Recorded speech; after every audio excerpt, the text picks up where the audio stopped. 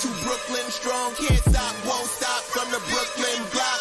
B-R-O-O-K-L-Y-N, B-R-O-O-K-L-Y-N, B-R-O-O-K-L-Y-N, B-R-O-O-K, we well. Okay, we well. Okay, we well. Okay, we well. B-R-O-O-K-L-Y-N. That hit. Keon Johnson. Just give me the ball, I'm fitting to score next. My J is all net, me and Jada just all next. Getting back on defense, hit him with strong flex. I'm official like a ref, trying not to get attacked.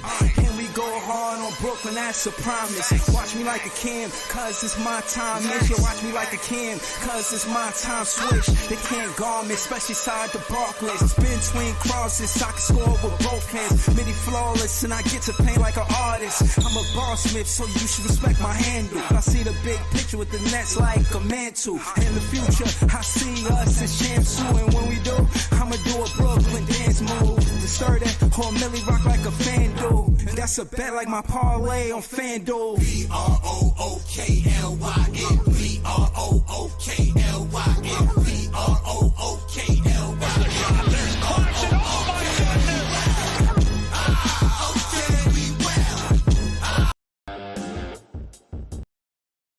Yo, it's Big Fan Breezy with the Brooklyn Nets vlog. I got Joey BK on the panel with me. I see Daniel Berry Sports Highlights and Leaf in the chat. Leaf, I do not know what you're talking about, man. I already explained this. Shout to all the Nets fans. We the best fans. But I ain't gonna hold y'all, man. We're gonna get to it. Keon Johnson, he had 27 in the summer league. I think he deserves a roster spot. I'll get more soliloquy on it in a little bit, but I think he deserves a roster spot. A lot of shit happening. I see that the Nets, trending Warford, Keon Thomas. I seen them pop out, you know what I'm saying, and show support to the G League team. Not the G League team, but the Summer League, the guys that's trying to get roster spots. I thought that was dope. All of them, they had some comments. A lot of things is happening, you know what I'm saying? But we're gonna start the show with Joey BK. We gonna start with the trade proposals for DFS. We spoke on Okoro yesterday. Again, we're gonna rewind it and come back to the, you know what I'm saying, the other content we got going on tonight. But we're gonna start with the trade proposals for DFS. Spoke on Okoro yesterday. You know what I mean? Nets fans pretty much seem like an even split, but interesting enough, Bleacher Report came out with a list of the different scenarios the Nets could go into with trades with DFS. Joey, you got a favorite one out of those? Let me know. Not really. Not really. I really ain't like dig deep in it. There's a couple of them that I don't like though, for sure. Like what? Huh? I said like what? Which one? Like the Jaden Ivey to Brooklyn for Cam Thomas. Terrible. Jaden Ivey like a fifth pick, right? He was a lottery pick for sure. Yeah, he was. That's what I'm saying. Like, they always talking about these high draft picks and how much upside they got. Sean Marks has been impressive in the draft. And just for what you get from a fifth pick in the first round and a 27th pick in the first round, bro, these lottery picks is not stunting on Cam Thomas. Cam Thomas is doing his thing, bro. When you contrast his numbers to all of the lottery picks, I'm tired of this shit.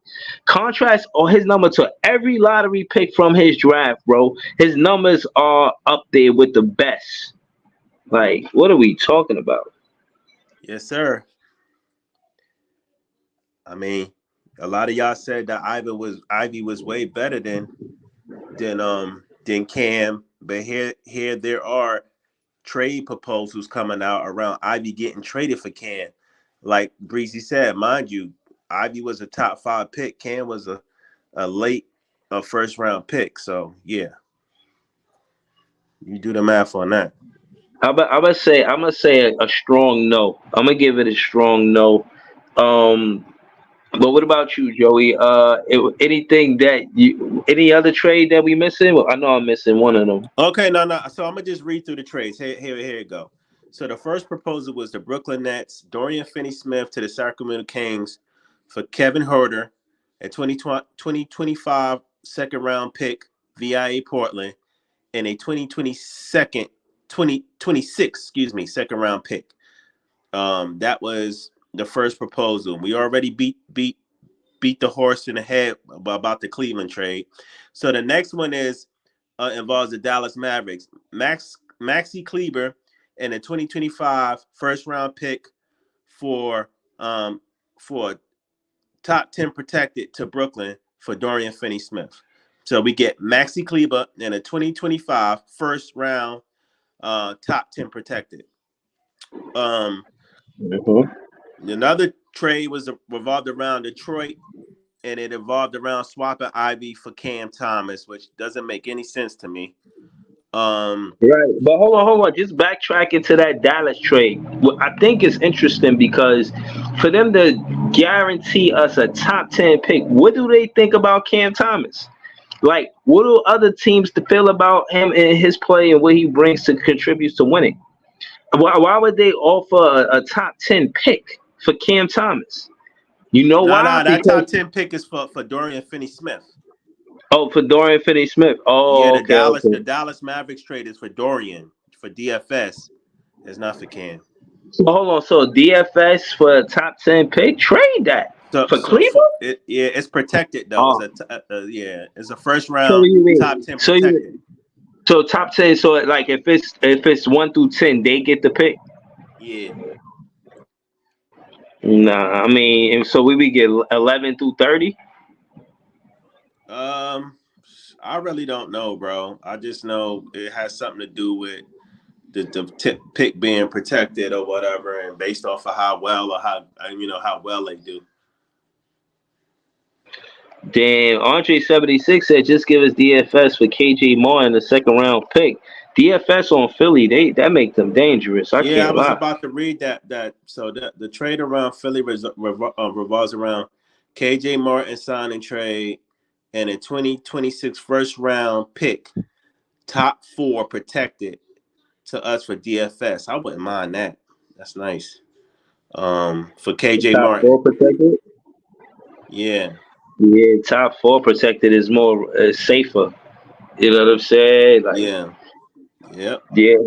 That's a good trade. Hell yeah. But that might be the best one. The last trade is Sacramento again, but the only thing is we're not giving up DFS. It revolves around Keon Johnson. And the Nets will be getting back Kevin Huerter, Kobe Jones, a 2025 second round pick via Portland, and a 2028 first round pick, lottery protected, for Keon Johnson.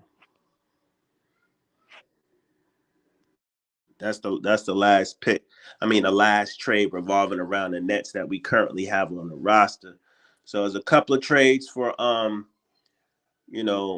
scenarios for DFS, a couple for Cam Johnson and one for Cam.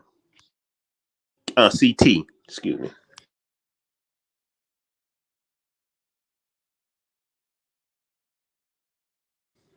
Can you hear me, Breezy? Yeah, I had stepped away from my mic for a second, but I think I agree with you, bro. That 76, they cooking with grease, bro. Shout out to Andre 76. He on the panel with us, man. That's a real. Y'all hearing that too, as 76er fans? Yeah, that'd be good business, Breezy. But yeah, salute to Joey BK as well. What's good, bro? What's up, man? Yeah, that trade. I mean, I don't know if Brooklyn really gonna make that trade, but that's been floating around for the last like 2 days. KJ Martin, the first round pick. I mean, me personally, I think it's a good trade, but I mean, Leaf thinks otherwise. Yeah, Dre, you out your mind. Yeah, he thinks otherwise. But I mean, why you think it's a good trade? Elaborate on why you think it's a good trade for both sides.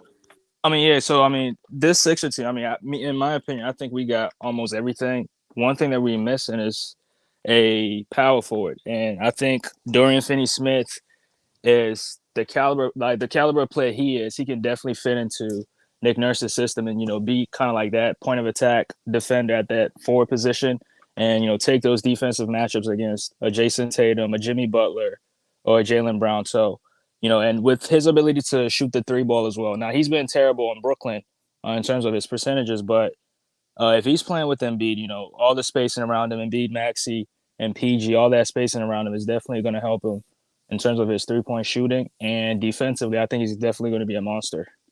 Yeah, that's a good take. Yeah. By the way, he shot like 37%. What? Say it again. DFS. That's from the 3-point. That's from the 3-point line, right? Yeah, that's he's above. not like That's above league average. So I mean, it's not that bad. right. I mean, I agree with you, man. I agree with 100% with everything you saying. Based off the Philly side, I think he fits in perfectly next to Embiid and with Nick Nurse's system or whatever, and going up against the teams in the East that are really wing heavy and wing talented, like Boston. You know what I mean? The Knicks look like they getting there, so yeah. Yeah, but I mean, I don't think it really makes sense for Brooklyn though. If you really think about it, if you think about it long term, because I mean, I look at KJ Martin and he definitely needs development, but I mean, I don't know if Brooklyn's the perfect situation for him. Why is that when we developing though? That's what type of time we on. So why wouldn't it be a perfect situation? So I mean, I have this opinion that the Sixers, Brooklyn, like these teams are one of the worst teams in terms of developing players. I don't look at these teams as teams that can actually develop a talent. That's why I'm saying that. Yeah, I don't agree with that. Who's the last player y'all developed? We developed Karis LeVert. We developed Spencer Dinwiddie. We developed Joe Harris. We developed Allen. We developed Nick Claxton. Well, we're still developing him. Okay, I'll give you Claxton. You got I'll give you 100 Claxton. mil though. If you get 100 mil, you're developed. And everybody I'm talking about, I know they developed, and we developed them because they got fucking paid after they left us. Hey, that's the sign of development. I mean, Karis. I believe Karis had his own talent, but I'll give you Claxton definitely. I'll give you Claxton. So you're not gonna give me Joe Harris and Spencer. Bro, Spencer, nah. Hold on. Hold on. I'm gonna give you another one though. Okay. We low key. No, hold on. We low key developed D'Lo because we turned D'Lo into an all-star. Fact. We the only team that turned D'Lo into an all-star. Other than that, D'Lo been a piece of shit everywhere else he went. Hold on. We got Leaf. And by the way, Dre, don't ever mention no bullshit trade like that ever again. Hold on. We got Leaf and we got PT on the panel. We're gonna go to Leaf. It sound like a 76er fan gonna get cooked. I'm gonna let it happen. Leaf, before you cook this 76er fan, can you just shout out your channel? My channel is LEEF4788. YouTube.com. Don't even go to the Twitter no more, man. After Twitter, man, because they looking for premium, so I ain't messing with them no more. Yeah. So listen, these trade packages, man, like it's pretty bogus to me, but like. But what about the 76er one? The 76er one sounded alright, but I don't want if they get DFS, they contenders. I ain't gonna hold you. But what you didn't like about that? Because I think they said top 4 protected. Yeah. Or we just well, I didn't even remember. All I remember what was Dre put in the chat, and I know it was bullshit from the time he typed it. So I ain't even gonna go over that one again, bro. Like whatever the other trade was, bro. Like I'm not interested in that. I said it. Hey Leaf, let me repeat the trade so you can thoroughly understand what the trade is before we start shooting shit down. All right, so the 76er trade was KJ Martin sign and trade and a 2026 first round pick, top 4 protected to the Brooklyn Nets for DFS. That's the trade. That's the proposed trade. Well, KJ Martin sign and trade, it depends on what the sign and trade, or how much money the sign and trade is, because we're not in the business of signing players. We're in the business of picking up expiring contracts. It's one of the reasons why DFS and Struder's on this team. And BS, I ain't even want to bring up his name, man, because I seen some shit on BKN. BKNY channel, bro, like disturbed me, bro. And then I made my way over here, and then I lost my Yo, train of thought. hold on. It's this ongoing thing that I'm supposed to be, uh, I don't know, added with BKNY, any BKNY hoops. Like I said, all I said is I'm the original Dun Dada. That's all I said. That's you'll find truth in that. And when it came down to just being supportive of what he's doing, I was the one that saw him out. Not like it was like really me. And so I said that to say that I've been a fan of him before he started doing live streams. He's good at what he do. Shout out to him.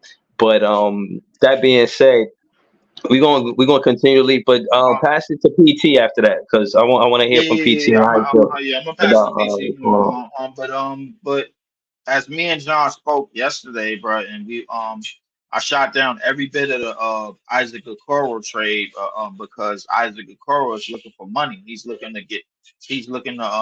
for a re-sign or whatever. He looked like 3 years, 40 million or some shit like that. One of the things that I noticed about our direction is that we're comfortable with picking up 1 year expiring deals, no matter how much they are, because the 1 year expiring deals, believe it or not, they kind of help us because now we can have something going on towards next year, and we don't have to sign no money out of our pocket. We can just pick up a contract and just pay the rest off for that year, which is one of the reasons why I think we're probably going to keep Screw to DFS. And, of course, we're going to keep BS because there ain't no trade package for him anyway. So, Hold on, we're gonna get into that too. I wanted to ask PT something if you done leave. You done leave? yeah. Just one more thing, bro. So the thing is that we're not picking up players that's looking to get new money because we haven't even paid the players that are on our team yet, like the Clownies and the and Cam Thomases and all of those players. So when we look to pay them, then we'll look to pay other players. But other than that, we're picking up expiring deals and we're picking up draft capital. That's it. Go ahead, All PT. right. You there, PT? Shout out to I'm here. PT. What up? Oh, all right. PT, we Yeah, talk to us, man. I mean, about whatever. You know what I'm saying? What you got going on? You seen the summer league game? You hear some of the Yeah. quotes, some of the stuff the players been saying? Talk to us, man. What's going on, PT? Yeah, nah, man. I'm like, honestly, like, I think we just have to have a clear mind about what we're doing. And Sean Marks, which my critique of him always is not that he doesn't know how to draft, not that he doesn't know how to do his job very well or find players. He just can't finish. He can't complete a team. Even watching this G League team, I'm wondering to myself, how could he be so irresponsible about the size on the team? Why are you sending Clowney out to play center when the plan is to develop him as a four? And it's so clear he's not big enough to play center. So you're stunting a talent that you have and fucking up his development, unless the idea is play him against bigger people and help him get better like that. I've never heard of that. People usually, they get in their position and do what they do. Like he can't even get corner threes because he's got to man the post by himself. They don't even have a competent power forward. Sean Marks doesn't know how to finish teams. And that's the thing that like is frustrating. Like if he gets all these high picks, is he gonna put a complete team around all these players? And the other thing is looking at the G League team, and G League is whatever. I've been the last 2 years. You can't learn anything out of there because like last year I thought Clowney was a bum. I was like, yo, Sean Marks, you failed, with that draft because I wanted Gigi Jackson. And so I was on Clowney, who got picked, I think, right before him. And you know what I'm saying? But I'm happy with the play. I think he could be somebody, but they're playing him out of position. He should be, applying his craft to the power forward. And again, this small ball shit, like no matter what coach we've had, I watch what happens. We're gonna watch this new version of Kenny Atkinson basketball, and he's not gonna play small ball like he did in Brooklyn. I think that shit is Sean Marks. I think that's Sean Marks thinking, and I know it's overdone now. Now fans say it too much, but yo, that shit is killing us. That shit is keeping the team from being what it's supposed to be, especially in where the league is now. Like the teams have two bigs now, and not only are the Nets going to feel it, but I even think the Knicks are going to feel it. Like with this idea of Randall at the 5 and OG at the 4, they're going to get Now, punished. hold on. Before we talk about the Knickerbockers, I just want to stop you right there and say No, I that just was just talking about small teams. That's all. I nah, wasn't really talking about. yeah, nah. But again, to your point, I seen Clax in a post game interview, and he did mention that same thing, that very same thing. He said, I hope they see he's Sean Marks in the front office. I hope they see that having two bigs is important. You know what I'm saying? He was talking about him and Clowney on the floor at the same time, and you know what I mean. The reporters they was digging for whatever. And he, Clax he just kept it real. He was just like, yeah, you know what I'm saying? I'm glad they got somebody to pair me up with. He was talking, I might be exaggerating, but I think he did mention KD, or like he said, and see how well me and KD, we was top 10 in blocks. Or maybe that's me adding to it. But again, small ball hurt us for a long period of time. I think Clax and Clowney, I don't think it's fair to say they small ball. I would say, you know what I'm saying? Somebody said they're gonna be Akeem Olajuwon and Ralph Sampson. I wouldn't take it there, PT. I'm not going there. Yeah, You know what I mean? But yeah, nah, but I think last thing that's because not I know small when ball. everybody I else like comes in, I it's like gonna. them at the 5 and 4. Yeah, absolutely. I mean, another thing that I just wanted to really quickly address, like last night or night before, y'all were talking about Wemby. I just want to quickly just say this one thing and leave it alone. We've seen Wemby before in this league. His name was Ralph Sampson. What the thing with 7'4" centers and predicting their future, what you have to understand is you got to see if their feet are gonna last, if their lower body extremities are gonna last. Because Ralph Sampson was the real one back in the day. Like people thought he was gonna be like him and Akeem together was gonna be like ridiculous, and it didn't turn out that way because lower extremities. Like even with Kristaps Porzingis, his problem is the lower extremities. It's when you that tall, you're a little heavier, but still, that's the thing that you got to watch with Wemby to see where he's going. But anyway, I didn't want to sidetrack it too much, but y'all were talking about that. I wanted to comment on that. Yeah, nah. But to get back to it, let's go to Iceman. Iceman, how you feel about seeing Trendon Watford and Cam Thomas on the bench? You seen them there?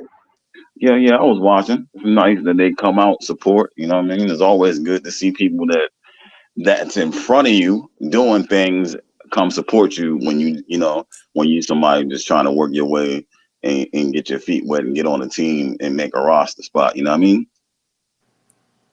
He had his year 3 chain on. Yeah, yeah. I love he the got to get a support, man. he got to get a bigger piece of Excuse that. me, sorry. Man, nah, I love the support, man. I thought it was weird seeing Mikal Bridges out there. Like, I thought they came off the strength of that. Like, yo, stop. You ain't really supporting us. Let's really go out there, show them who the real team is. I think Keon Johnson should get a roster spot based on what we predicted to do next season. How y'all feel about Keon Johnson being taking pretty much Lonnie Walker's spot? Y'all think he could do what Lonnie Walker did? No. No, but for a tanking team, he's perfect. Right. I mean, he's super athletic. I mean, he's walking around with the 50-inch vertical, something like that. So he's super athletic, but I don't think he's like skill. He doesn't really have enough basketball skill to do what Lonnie Walker did. So, but I mean, He for a should have tanking played team, last year. He showed a lot in Long Island. He should have played last year. I'm mad that he didn't get a look last year. And he's a good player. He's not skilled. He needs to work on his skills. He's definitely not Lonnie Walker skilled. mm-hmm. But he got to work on that game, man. But besides that, he has It doesn't matter. He'll be a nice, fun to watch player on a bad team. Perfect. Yeah, that's true. That is true. All right, so I'm gonna say yes, man. Keon Johnson get a roster spot, man. I'm easy, man. Pose. Uh, listen.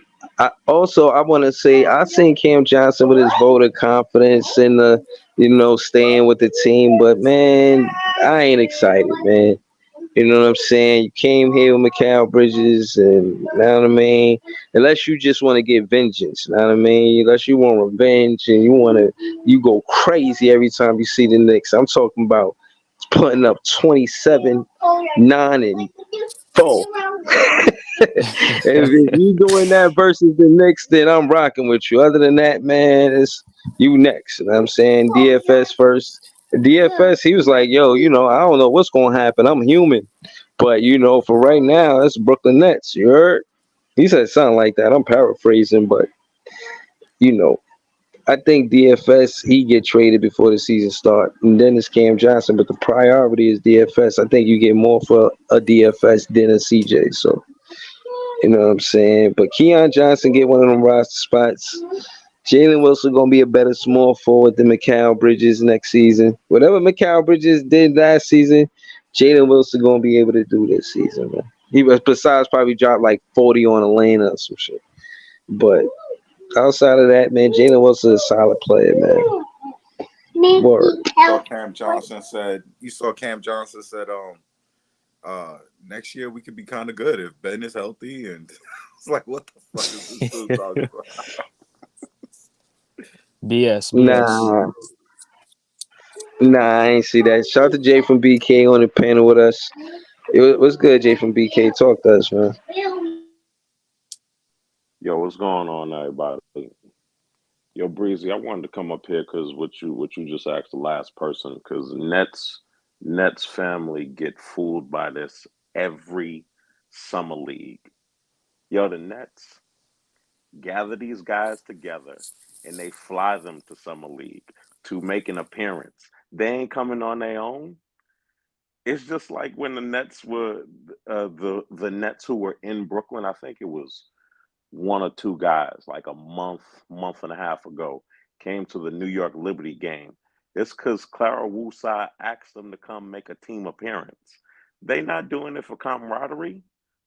They not taking away from their vacation time to come support these bums in Las Vegas. They doing it because they basically doing a group project, a team event. They not doing it because they want to be there.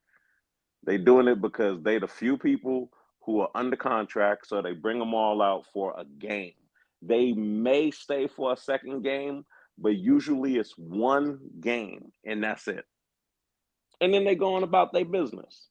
And CJ talking about Ben being healthy, yo, whoever just said that, when I read that earlier, I was Shame like, on son, me the second time. Shame on he, me. he trolling with that. Yo, CJ is trying to fool somebody. I don't know who. Breezy, I just want to slightly disagree with you. Jalen Wilson is not gonna. I don't think he's gonna have the role to score 19 point something that McComb scored, but he can surely play better defense than that guy did last season. But whatever the Nets give you, yo, I tweeted earlier today that Keon Johnson should have a regular roster spot. We not trying to win games. Get that man a 3-year deal. Make every year after this one non-guaranteed. And if he performs up to it, he's the type of guy who you need on your team. Every team has scrappy guys like him, somebody who plays for something.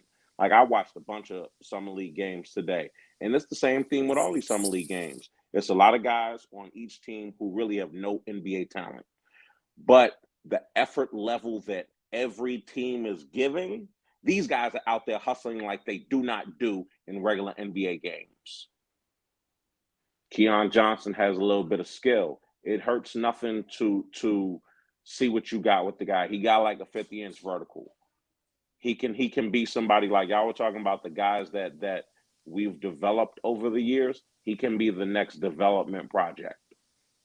But give Gerald him a Green. contract so that he We'll have doesn't outplay we'll have to see. outplay it. No, but that's why you give somebody, if you give him 4 years, you make those back years non-guaranteed. So if he doesn't develop, no harm, no foul. We just not gonna pick up the guarantee. You go be a free agent. If he does develop, then you got a guy who's making less than market value. But bro, in order to give that non-guaranteed contract, you got to put a stipulation in there. So what would you think the stipulation got to be for it to be non-guaranteed? No, you could do partial guarantee then. Yeah, but I think there has to be a stipulation because I mean I'm a Sixer fan, and I mean speaking of Paul Reed, he signed a 3-year deal, and the first year was guaranteed, but the next two wasn't guaranteed. It was only going to be guaranteed if the Sixers get out the first round, and they lost in the first round, so his contract wasn't guaranteed. So if you're going to give out a non-guaranteed contract, there has to be a stipulation. No, if that's the stipulation, then they can just make it playoffs. I don't think he's going to sign it because I mean everybody knows that Brooklyn is not making the playoffs. So maybe a play-in that would make sense because the contract has to make sense for his agent or his agent to sign it. So if you put a very not so how do I even say this? What's the word I'm looking for here? Something that you know is not going to happen, basically. Yeah, right. Basically, yeah. Then he's not going to sign it. No, everybody signs them. When you present the guy with at least a 3-year contract, and a lot of times we don't know what the fine language is. Like the Nets did that with Kessler Edwards a few years ago. Everybody signs it. They don't say, "Nah, I'm gonna take my chance." Nah, they don't want to take their chance because then they find themselves on a G League team forever and out the NBA. If you present guys with 3- and 4-year deals, everybody signs it. Yeah, I think what he's saying There's though nobody is who said no. Hey Jay, I think what Yeah, he's saying is though is the stipulation got to be kind of fair. It can't be like right. a bogus fair stipulation on both sides. Exactly. Yeah, it got to be favorable. That's the word I was looking for. Favorable. Yeah. Because if it don't make sense, then he's not signing it. And I think like they gonna put some bullshit stipulation like, yo, Keon, man, if you don't win MIP, bro, your last 2 years ain't guaranteed. Exactly. Nah, the problem with you saying it has to be favorable, and where I will continue to disagree, he's an unrestricted free agent right now. If he had an offer out there from another team that wasn't just a two-way, he would not be with the Brooklyn Nets. Because guys have signed contracts with other teams during summer league because they were offered contracts.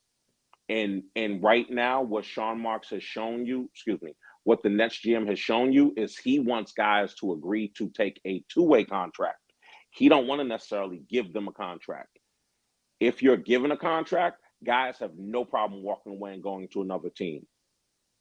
And all of these guys want NBA contracts, every last one of them. Otherwise, they would just go to Europe. Yeah, I mean, I get what you mean, but I mean, guys are not trying to sign non-favorable contracts, though. That's all I'm saying. What is a non-favorable contract? An NBA contract is favorable to all of them, even if they're getting a minimum. It's favorable. They want to be on an NBA team and prove But that if you put a stipulation like you got to win MIP, then it's not favorable because the odds is just not in his favor. I didn't say nothing ridiculous like that. I said playoffs. Now that was just an example that Joey the East BK stinks. made. Like the East stinks on the bottom half. So getting to the 10 seed really isn't that's not out of the realm of possibility because the East on the bottom half stinks. Right. And a team that's under 500 is going to make the 10th seed, probably the 9th seed also. Yeah, Atlanta was a 9th seed. They had a losing record. Yeah. But I mean, I think we have to see, man, and we have to see Brooklyn's Here's my developmental. thing, though. Even with the playing stipulation, it's just too much funny shit that could go wrong. And a play-in is based off a team, not a individual player. I get the individual players are part of the, a part of the puzzle. But if I'm a player, I'm not trying to put my fate into other niggas' hands. Now, if they say, yo, you gotta score 10 points per game this year and have this many assists and have this many rebounds, then I'm gonna go out there and do that because I can control that. You feel me? A little Right. bit, or at least I can try. He could do everything in his power to try to get the Brooklyn Nets to go to the play-in. But if injuries occur or funny shit happen during the season, that can derail everything. And his last 2 years he won't get paid. So Yeah, that's a great point too. That's a great point. I'm just saying, if I was a Keon Johnson or if I was one of these guys, that's how I would be thinking. I mean, We gonna see Oren in the Yo, comments. Breezy, He let me says, let me "Seeing." have Go ahead. Go ahead. Breezy. Let me Hold on. let me Hold on. have I just one want to more read thing this comment real about quick. this, guys. Hold on. He says, "Seeing our summer league team, we're not gonna win more than 10 games next season." Bruh, that's not our real team, man. Like, stop it, Exactly. man. Right. Go ahead, Jay from BK. It's a third of the team, unless they get some. Really, I've seen watching other teams. The Nets should not offer two-way contracts to anybody on this team. They should offer two ways to guys on other teams because they're guys on other teams who are way better than we're putting out there. And if you want to look at a team who has guys who I would offer at least one or two ways to, look at the Houston Rockets. That team has a lot of good young guys on their summer league team, and they can't take everybody. isn't it a limit of how many two ways you can sign? Yeah, I Three. think 3. Yeah, 3. Yeah, but you can also offer G League contracts too to guys that fall off. Which is what they're doing, which is one That's of a the two-way, reasons right? why No, they not can have just necessarily. You can straight offer G a G League, League not two contract. way at all. You don't have to offer a two-way contract necessarily. Yeah, I feel what you're saying, but if I'm Keon Johnson, I'm already His past whole the deep. roster full of two-way contract.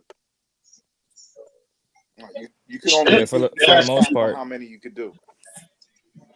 I don't Hey know how Breezy, many let you me can do, bro. I mean, I didn't even look at the CBA on that, bro. Like, I mean, I'm guessing that you could do.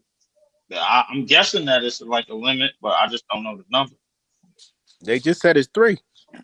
Yeah. 3? Oh yeah, that's crazy. yes, it's 3 two-way contracts. Hmm.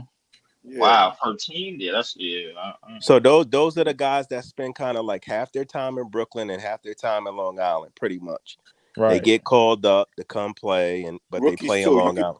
You could be on a Hold rookie up. contract and go up and Not down. not for nothing, bro. I just seen something. John Wall trying to get back into the league. Yes, yeah, that's a Yeah. wrap, bro. John Wall Yeah. shot. I don't want to derail this conversation, so I'm gonna stay off the John Wall Does he shit. have 10 years? He might be trying to get in so he can Uh-huh. get the 10 years that he needs. To get his pension. Yeah. Wait. But Oh, Breezy, that's what it yo, was. Breezy, that makes the sense. last thing I wanted to say about the Nets is, Yeah, especially yeah. when they do Put this one over there. these like team trips to You got all the taking all scissors. of these guys to Vegas, that takes away the narrative that a lot of people have used over the years saying that Josiah is cheap.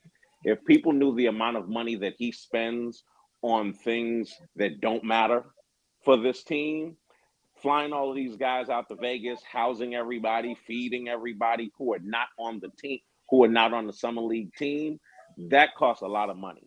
He don't care. Which is I crazy never to me, bro, understood. because that should be where up the to narrative came from that Josiah that was should be cheap. up to Ben Simmons, bro. Like, why is he doing that, bro? He chilling in Miami. Ben Simmons should be out of summer league, nigga, paying for some of these meals, nigga, with your rich ass. I'm just stealing money. Real He, shit. he Shit. he out there catching bass, man, in Miami and shit. Man, I catch Ben Simmons at one of these games, I'm be like, yo, nigga, you gonna buy me some Brooklyn Burger, man. Oh, go ahead. You ain't doing shit. Come on, man. Cop me some of that Brooklyn Burger, man. Word up. And matter of fact, too, man, because my girlfriend, she like to eat. That's that old school bully shit. My girlfriend That like ain't even old school, buy her man. That some ain't too. even old school bully shit, bro. Like that's. I think that's uprise, bro. Like that's the least you could do, bro. Come on, bro. The least you could do. Just as long as Ben Mhm. is his regular Ben self. Cause honestly, the only thing that we should like, all I do is watch Ace Bailey tape. Seriously, like So, I know this. We know this season is going to be horrendous, right? wash. Yes, we know the same thing. Listen, Just I'll be honest with you, bro. Like, just to paint a picture of this season, I'm okay with 9 straight losses, bro, by like by single digits, bro. I ain't gonna lie to you.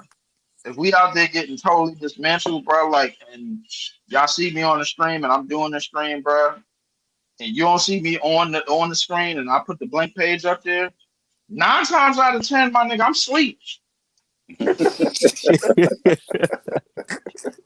I ain't gonna hold you, bro. Like, it is what it is, bro. Like, I'm not gonna keep calling shit basketball, bro. Like, if we out there looking like we competing, but then we lose at the end, my nigga, because obviously we're a bad team, and then we lose to like a Minnesota or Denver or one of them. I'm like, all right, yo, you have me on. I'm like, okay, yeah, we lost the game, but we held on. You know what I'm saying? But if Right. just it's a have a shit show, Rutgers game. Just watch. Just have a Rutgers game playing in the background, just watching it. We just gotta keep our eyes on the prize, yo. Keep our eyes. I'm gonna And have, bro. I'm gonna have so many screens playing in the background, bro. Like niggas gonna be like, yo, what is this nigga talking about, bro? No, he ain't even talking about the game. I'm gonna watch the X games. I'm gonna watch these bum ass Knicks games. You know why? Because every single game, I promise you, I'm gonna be lighting candles. I'm gonna be praying because I want Nigga them said to I'm gonna be fail lighting this candles. year. This nigga trying to get romantic and shit, bro. Nah, nigga, He said nah. lighting This candles. ain't no romance in this. This is calling the 12 African spirits.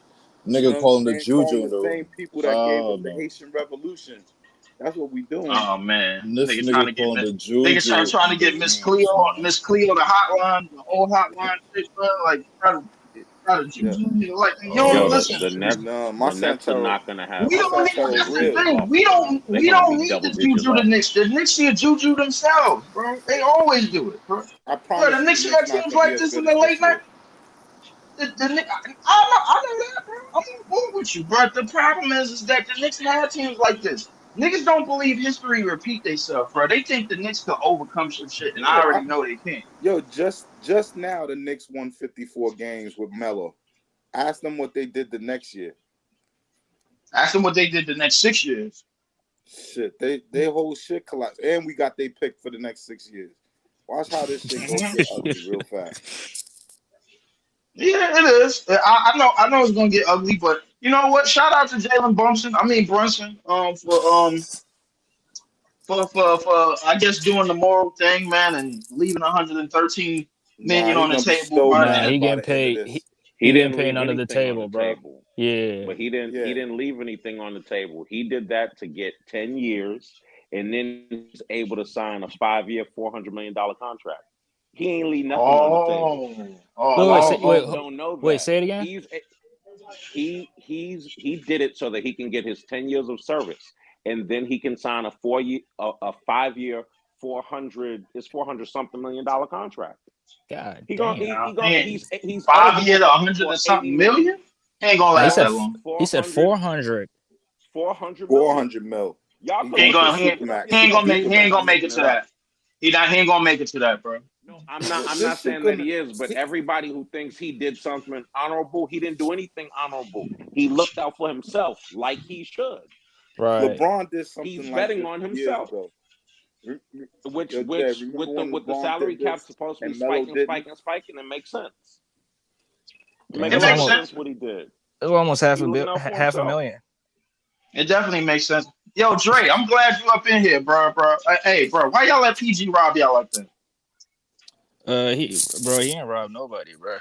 Oh, that's hilarious. 212, my nigga, for a nigga that's 35, bro. That's a robbery, cuz. Yo, Uh, Breezy, let me say this last thing about Summer I League do like because what I, y'all I did with know the y'all team, roster though, but that nigga robbed him. the Summer League team not good. My biggest critique is that we still running a 9-man roster. Like, what is that about? Yo, Yes. I watched the Bucks today. The Bucks used 11 people off the bench. Not 11 people total. They had 11 reserves playing the game today. We have In 4. July, bro. In July. Yes. Yeah, Yes, we can yeah, afford. because And you I'm put want that not guys worried out about there, see July. who you got. no, no, no, Nah, no. you want the team looking at as many prospects as possible. Facts, There's no reason why a team only runs 9 players in summer league. You're facts. supposed to be. You got all of these darts that you're trying to throw at a dartboard and see what sticks. You know what I'm saying? You. What's better to have 9 chances or 11? If your scouts are really In doing their July, bro, job, like I said, I'd rather less. I'll be honest with you, bro. Like, listen, I think ever since we made the trade for these picks, we've been basically in bucket mode, bro. Like, I mean, listen, it's like, Nah, nah, nah, nah, nah, okay, nah. no, Because whatever. yes, you are like that, but at the same time, if you got they're a piece, talent acquisition mode. right? If you got a piece sitting on a bench and you like, I well, don't right even now, know. I'm gonna run you. In I'm gonna just PC, run bro, you I don't five even know if guys. we in that, bro. Like, I You don't know what I'm listen. saying? It's like I said before. It's like they just push the button and just, hey, well, at least we did something, bro. Like them niggas, I don't know. I don't think niggas know what they doing, man. From the coaching staff to the front office, none of Yo, them Lee, motherfuckers, man, don't know what they doing right now. Lee, remember in the summer I told you, I said, look out, be on the lookout for Bub Carrington, right? Now, if Yeah, the you did Nets, say that name. yeah, Bub is killing in summer league. Yo, Who he he look play for? incredible. Washington. Off Yep. rip, he look Play incredible. for Washington. Okay. Yeah, Washington. Yeah, but if you had, let's say you picked up a dude like that at 16, he went at 17 or 14 or 17, I can't remember. But imagine you Mm-hmm. pick up a dude like that. Now he gets this year to with no stakes to run the team, to put the Mm-hmm. ball in his hand, see what he could become, and then next year you could decide: do I need a guard? Do I, you know what I'm saying? Like, what do I match with him? Like, if he works out, but they just don't take shots. They like it's the weirdest thing about the Sean Marks era. He doesn't. He talks all this shit about player development and the team is built to build their guys from within, and he don't have none of the Mm-hmm. shit that's necessary to be a player development team. Like it's And even hiring that's these exactly coaches what is it bugged is, out. bro. You see you hit the button. See you hit the nail right on the head, bro. On just now, PT, because I've said any one of us could have goddamn pushed the reset button. What plan do you have to start with after you hit a reset button, bro? Like, if you got a young star, give him a role. If you got a young piece, give him a role. If you got young pieces, give them roles going forward. We don't have anybody on this team with roles going forward because nobody in the front office trusts anybody with roles going forward. This is one of the reasons why Trendon Watford signed a $2 million qualifying deal, and then after the season he gonna be unrestricted. This is one of the reasons why the only person that signed for money and it wasn't even nowhere near a max deal, bro, was Claxton. 4 years, 100, bro. Like in this new CBA is nothing. That shit is Scooby snacks basically. So it's like you feeding them crumbs. Then we got the contracts that we initially got just to say that we spend money this off season. But the thing is, every season, if you holding on to some money, you got to spend what 75% of cap. That's what the new CBA demands or whatever that shit is. However it go. My thing is everything that you said was 100% right. I told niggas this front office don't really know what they doing other than the fact that we push the damn reset button. That's it. That's The it. That's Nets all, had the bro. tools. The Nets had the tools in the trades to have maybe had 2 draft picks in this draft. If they could have worked out something. Maybe they might not have been able to get up there to 8, but and I'm not saying this because I know how much Leaf like Zach Edey, but imagine you came out of this draft with a Zach Edey and a Bub Carrington. Now you got a point guard and you got the 2 ends of the sandwich. Now you just got to go out Right. and draft superstars to be the middle of the sandwich. You know what I'm saying? Right. You built the foundation of stuff, but they never do anything creative like that. They never find, some young upstart player. And now that he has this excuse, now that he has this treasure trove of draft picks that he may never do the right thing with, the media is gonna give him a pass. Oh my God, I thought Sean Marks should have been fired until this. Look what he's pulled off. This is an amazing haul. 10 first-round picks for KD. All this narrative that he's doing some kind of good job is ridiculous, because he's not advantageous. He's not opportunistic. He don't unearth anything. He just gets into the good graces. Okay, I got 10 draft picks, and then he rests on his laurels. And the summer league team is proof of that. 9-man rotation in summer league. They're bugging. Hey, listen, yeah. Hold on, PT. You want to read that comment about Orange Spiegel? He was talking to you. Just read that comment and just kind of speak to it after that. Well, Pot Thorn, it's not too late to fetch one of these guys. It's not like these 2024 guys are no longer. Yeah, they're acquirable. They're acquirable, but you're not gonna. But if they go to summer league and show out, they're not acquirable. Basically, you know what I'm saying? Like you wanted to have, and it doesn't have to be the players I like. It don't have to be Bub and Zach Edey. It could have just been, I got a young big that I could develop that gives me flexibility. And I got a young point guard. Two things he doesn't really have. You know what I'm saying? But what's the rush? Can I ask you a question, Pod? What's the rush though? Like, we got the picks going into 2025. Listen, everybody know we ain't gonna be shit in 2024. Why are we rushing trying to get a draft pick in a weak draft? Why are we trying to rush to get these pieces when we ain't going to be shit anyway? When we trying to stay, when we ain't trying to spend no money and we ain't trying to take on no money. So what's the rush? It's not about. First of all, draft picks don't make any money, right? That's why having good players on those. But we're rebuilding though. But we're rebuilding. We're not supposed to have good players. I don't even know if we're doing that. Go get a 7-year veteran. I'm saying have a clever scouting department so you can isolate a guy and go, yo, I want that player. We talked about this last night, and Pod. with no stakes. Like, this is the best environment to develop. So we talked about this last night. Mm-hmm. Right, I am not a big Sean Marks fan, but to sit there and try to downplay the deal that he did to get us out of the shitter is diabolical. He like, should have didn't have our fucking pick. No, hold on, real quick. We didn't have our picks. The man got us our picks back. We got a plethora of first-round picks. We have a direction. It may not be the direction niggas want as far as winning instantly. But it's a direction, bro. You're not getting me. It's not about winning instantly. Well, he didn't get all of our picks back, bro. Because the thing is, the third pick in this draft was our pick. That Reed Shepherd pick, that was ours. But you're beating a guy up, right? And the draft ain't even for another year. Like, we gotta wait until after this season for him to draft. But hold up. Why are we acting like there's nobody in this draft that can help the process going forward?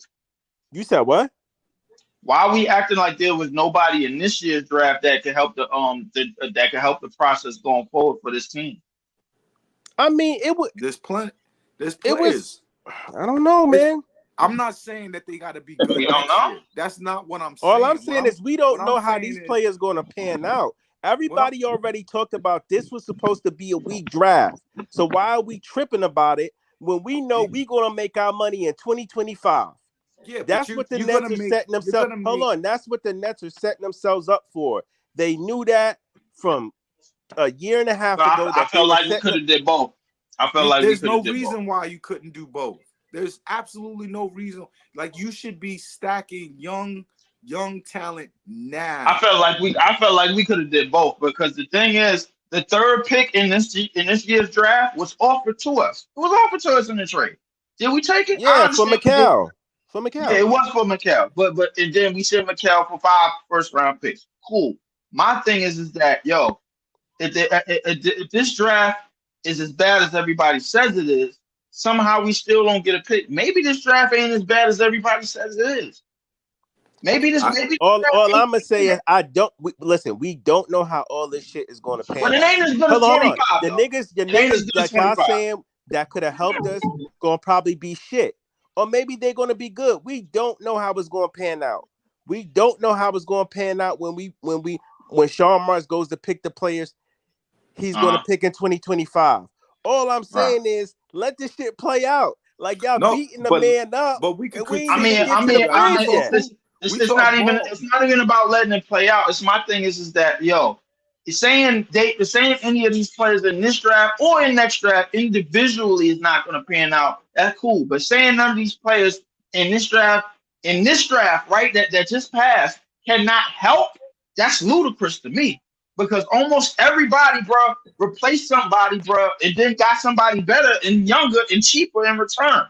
Think about it, bro. Like the Memphis Grizzlies had Steven Adams, who was old. Now they got Zach Edey. Think about it. Whatchamacallit, OKC had Josh Giddey. Now they got Nikola Topic, who's a better passer. Motherfucker, right. Daniel Gafford is going from Washington. They sent him off to Dallas. Now they picked up Alex Sarr, who's much more athletic and better offensively. So my thing is, everybody got replacements except for us. Let me ask you a question. Let me ask you this question. And this question is for Pod and Leaf. What would you rather have? 4 or 5 first-round draft picks in a deep draft where people are saying there's a plethora of generational talent, or you rather have those picks in 2024 where people saying that most of these guys ain't gonna be nothing but fucking glue guys? That's it. I'd rather have both. I'd rather have both. They're saying that the max ceiling for most of these guys that went in the 2024 draft are role players. I'd rather have both because you know why? Because glue niggas guys want their help cake you win. and eat it too. Niggas want their glue cake guys and want to eat it too. No. Easy do not speak for me. Hold up, bro. Nah, you said you want both. You said you want both, dog. But I need to explain to you why I want both, because you can get your role players out of this draft, and you can get your stars out of next year's draft. You don't know what you're getting out of any draft. You gotta stack talent. That's the mode that you gotta stack talent, but regardless, bro. Like you gotta figure out what Leaf, that's Leaf, true. stop. You know you fronting, dog. Yeah, go ahead, Easy. You know you fronting, dog, because you would have had a problem every single year. Stop giving me this bullshit. None of y'all niggas come in here be satisfied. The most I be satisfied would be like Joey and shit like that. Every move that these niggas make, y'all. Every move, hold on. Let Easy finish. Let Easy get his pick off. Let Easy finish. Go ahead, Easy. Every move that this front office made, y'all done had a problem with it. Stop acting like if they made a move for this one and had picks in this one and one in the next one, you would have had a problem with 2026 or 2027. We didn't have a problem with the draft picks. Y'all just want the front office. We didn't have a problem with the draft picks. Right there, we didn't have a problem with the draft picks, Eve, bro. You know that, bro. Nobody in here has a problem with Clowney. Nobody in here has a problem with Clash. Nobody in here has a problem with Cam Thomas. All niggas that got drafted. Nobody in here has a problem with Jalen Wilson. But the thing is, bro, we want Sean Marks to continue doing what everybody else keeps saying that he's good at. Draft. Go get more picks. That's what he was good at, right? Right, but go do it for both. But he got the most of the picks in the most deepest draft in a long time, bro. Yeah, like, are you mad because he didn't draft this year? Yeah. All right, let me say that. I'm not mad. I just thought he could have got a pick this year, bro. If you want the nigga fired, you are upset at that nigga. Let me say something real quick. It was said. Hold on, chill. It was said that he was trying to get in this draft, but he didn't. But like I said, you got Derek last year. You got 2 firsts the year before, so he tried to get in this draft and he couldn't. You know what I'm saying? And to Joey's point, well, next year he got all these picks. You know what I'm saying? And still, with the G League going around, you can still pick up young talent if you wanted to. If they don't work out for whatever team they playing for, you can still pick up talent, and you still got your own G League team with guys on there that's developing too. So at the same time, there's a situation that can work out anywhere. It's not everything didn't cancel. He just didn't get in the draft. That's it. Question for you. I got a question for you. Go ahead. They go into next year's draft, right? They let's say what was this year's who was supposed to get the number 1 overall this year? Who had the Atlanta. worst record? Nah, Atlanta. Well, if you Washington. going Atlanta by got the worst record, number one pick this But year. if they you didn't going have by the worst worst record, it should have been Detroit, if I'm not mistaken. Like Detroit and Washington should have been up there, right? Yeah, Something like that, right? You yeah. never know what you're gonna get. It's all a crapshoot. Leave, go on mute. You can take a player and they die in their hotel of cocaine overdose. You never know what the fuck is gonna happen. No, you're right. You're right. You gotta stack talent, and every opportunity that you get. I know that nigga ain't just bring up Len Bias. We just mentioned some Len Bias shit, but nah. Go ahead. Yo, this nigga Leaf is stupid. All right, keep on going, Pot. Nah. I already knew what it was the second that he said it, bro. Nah. But go ahead. Yeah, I mean, Len Bias is an example. The Celtics, they fucking iced the fucking lottery to make sure the Celtics win and get Len Bias. Len Bias was gonna be like Jordan. Len Bias was incredible. Everybody had it already labeled in that they was gonna win more championships because he was so great. But that's not the point. It's not about Len Bias. It's about the fact that you never know where you're gonna get that talent from. You never know when you're gonna pick your Jokic. You just gotta keep picking. Teams like Denver, Utah, shit like that, they just keep adding more talent. That's what Marks is supposed to be doing. He's supposed to liquidate these old dudes and turn it into young talent that could be a part of this going forward. Python, let me ask you this quick question, right? Because if I'm hearing you correctly, you saying we should have got into the draft. And the only rumors or whatever reports that we heard was them trying to do the deal with Rockets. We don't know any other reports. We don't know if they're trying to get to San Antonio, Utah, none of them. So we don't know that. So let's just take Rockets, for example, right? Do you believe Ben Shepherd is that good? Do you believe we should have gave up Mikhail for Ben Shepherd? Reed Shepherd? No. Reed Shepherd. I'm bugging. I'm saying Ben Shepherd. Reed Shepherd. I'm wilding the fuck out. No, I think we made the right deal, but you missing out the other deals that was in play, bro, that came from elsewhere. We talked about Thunder on wanting to come off that 12 pick. We talked about the Lakers wanting to come off that 7. You sound a little muffled right now, Leaf. I'm not gonna lie. My bad. But Yeah, I hear it. Yeah. This mic bug. I'm gonna get back on the phone in a second. But they talked about other picks, bro, like from the Thunder and from the Lakers, bro. But they came at 12 and came at 17, bro. Like I don't know, but I think we can still make trades with any one of these niggas, bro. Like I still do. I mean, like who knows, man. But like, your point is stacking up draft talent, and like I forgot who just said it, but I think it was Esco who said it. But like, yo, all right, so with the Mikhail trade and the other trades we've made, we got 4 picks in a very good draft, another pick in another draft that we own. I think 2 more picks in a 2029 draft, a pick in 2030, and a pick in 2031. So yeah, those picks are gonna get packaged into a trade later on. Those picks don't have anything to do with our the 2029 draft. My 11-year-old son will be in that draft. Like no, but Python, here's the thing. You know like I could package a 2031 pick and probably a pick where I'm at in like the 2025 draft and move up. So like I got draft capital to move up to get even a better player if that opportunity presents itself. So but you don't understand what I'm saying when I say you want as many swings. You want as many swings at your at bat. You don't want to. No, I get that part. I get that part, Python. But I'm saying, like even in the next draft, we got 4 swings. Calling him our rookie for this year is like standing still. It's not progress. It's not. No, Python. All right, look. Hear me out. And this is why I'm saying this, because I got the list right here. All the picks that we got, right? 2025. We got 4 in that draft. We got our own pick. We got New York pick. We got the Milwaukee pick. That's top 4 protected. And we got the Phoenix pick. Least favorable out of the Phoenix, Houston, and OKC. 2026, we got 1 pick in our draft, and that's our own pick. So we control our destiny. 2027, we have 3 picks in that draft. We have the Knicks pick in the 2026? No, we don't got that in 2026. Maybe because we did a little iteration to the Shake Milton and shit, but I don't think we got that. No, we only got, for the most part, we only have one pick in that draft.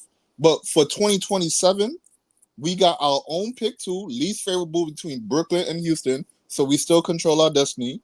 We have New York pick, and we have Philly pick, top 8 protected. In 2028, we have our own pick again, least favorable between Brooklyn, Phoenix, and New York. So we still control our own destiny right there. In 2029, we have 3 picks, 3 first-round picks. Our own pick, so we still control our destiny. New York pick, and then the least favorable pick between Dallas, Phoenix, and Houston. So whichever those 3 teams do worse, we take they pick. In 2030, we have our own first-round pick in that draft. In 2031, we have 2 first-round picks. Nah, but I'm saying we got swings at the apple though. I understand that, but you talk like look how far you talking about, like right. So I felt we could package. No, but I'm saying, Python, that's what I'm saying. Like we could package some of those picks up. Like 2029, we got 3 first-round picks in that. Picks up.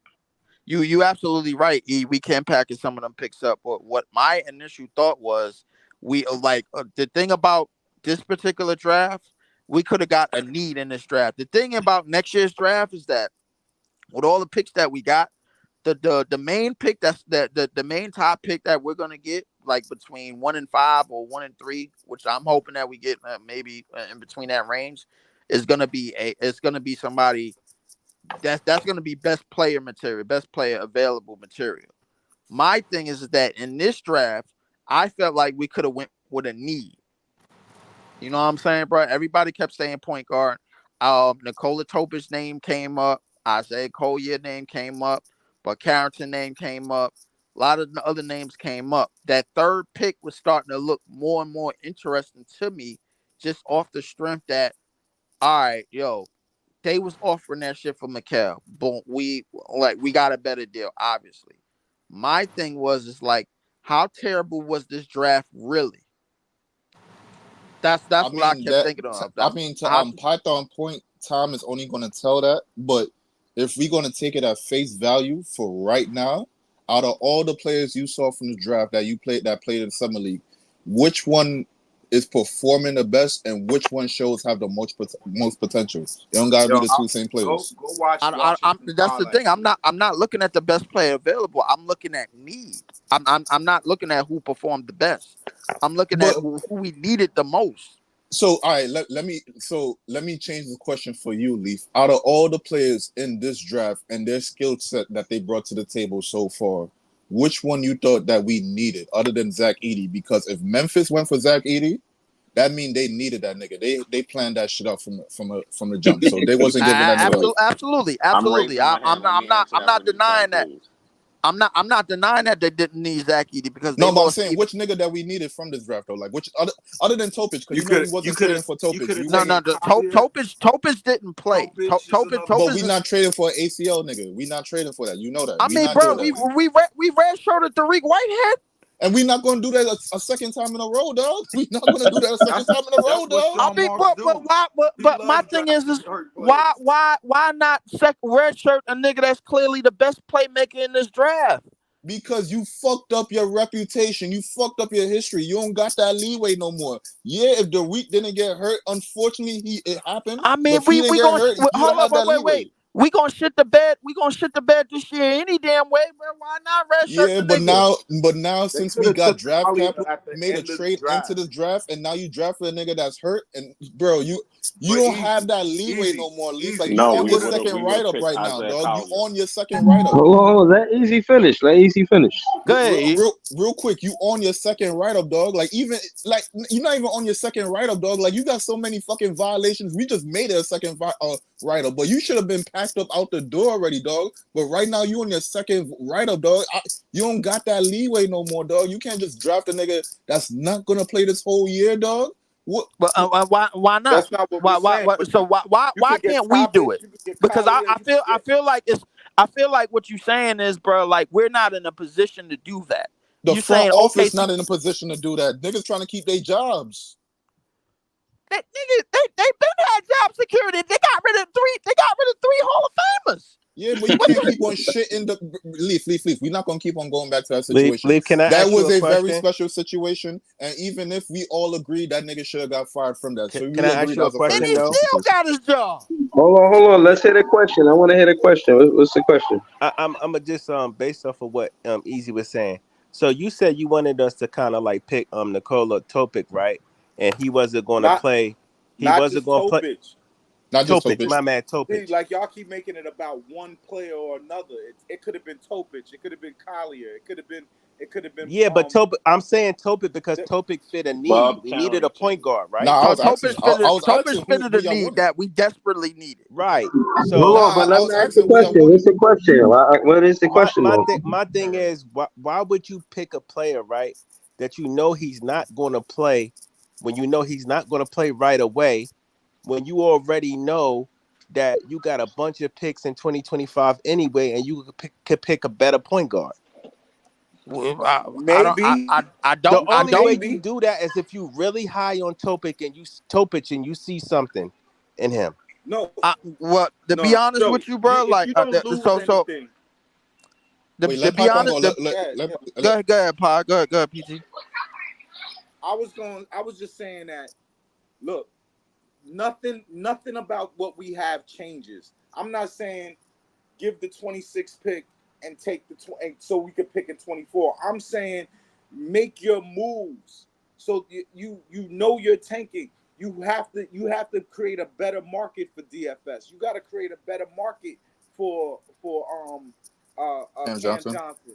Then you could have taken you could have taken a fly out a couple players. Like look how many guards went like after 10, right?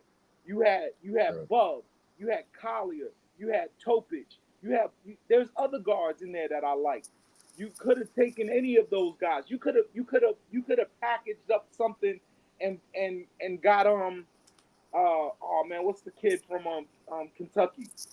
Like there was a Rob? lot of there was a lot of talent that slipped that you could have just grabbed and let them and you could let them start in the tanking year. You could see what they have by the end of the season and know, okay, I still need that spot.